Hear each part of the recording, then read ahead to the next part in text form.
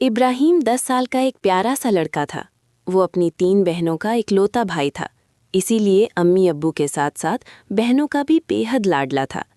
बचपन से उसकी हर ख्वाहिश फौरन पूरी कर दी जाती, जो चीज़ मांगता मिल जाती। खिलौने, पतंगें, कबूतर, टॉफ़ियाँ, चॉकलेट, बिस्किट, बस इब्राहिम को मना सुनने की आदत ही नहीं थी। इसी लाड प्यार का एक नुकसान ये हुआ कि इब्राहिम को फजूल खर्ची की आदत पड़ गई। उसे कभी ये सोचने की ज़रूरत ही महसूस ना हुई कि पैसे बचाने भी होते हैं।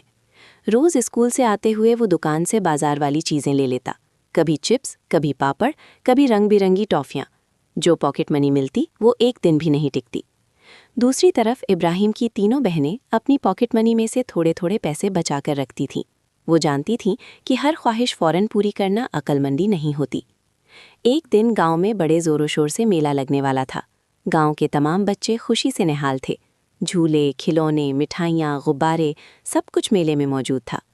सब बच्चों ने अपनी अपनी जमा की हुई रकम संभाल कर रख ली थी।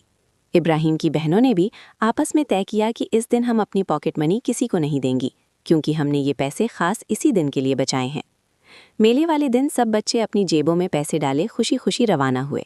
हर बच्चा अपनी पसंद की चीज़ खरीद रहा था। कोई झूला झूल रहा था, कोई खिलौना ले रहा था, कोई मिठाई खा रहा था। लेकिन इब्राहिम एक तरफ खामोश खड़ा था। उसकी जेब खाली थी। उसने अपनी सारी पॉकेट मनी पहले ही पतंगों, कबूतरों और फजूल चीज़ों पर खर्च कर दी थी। उस दिन ना उसके पास झूला झूलने के पैसे थे, ना खिलौना लेने के, ना मिठाई खाने के। वो अपनी बहनों को खुश देख रहा था और उसकी आंखों में नमी आ गई। उसे पहली बार एहसास हुआ कि फजूल खर्ची का अंजाम क्या होता है। घर वापस आकर उसने अम्मी अब्बू से कहा, अम्मी अब्बू, मैंने आज सीख लिया है कि सारी पॉकेट मनी खर्च नहीं करनी चाहिए। कुछ पैसे बचाना भी ज़रूरी होता है। अम्मी मुस्कुरा दी और अब्बू ने उसके सर पर हाथ रखकर कहा, बेटा, जो पैसा बचाना सीख ले वही समझदार होता है। इस दिन के बाद इब्राहिम ने अपनी आदत बदल ली। अब वो खर्च करने से पहले सोचता और अपनी पॉकेट मनी में से कुछ पैसे ज़रूर बचा कर रखता। सबक: पॉकेट मनी सारी की सारी खर्च नहीं करनी चाहिए। कुछ पैसे बचा कर रखना मुश्किल वक्त और ज़रूरत के काम आता है।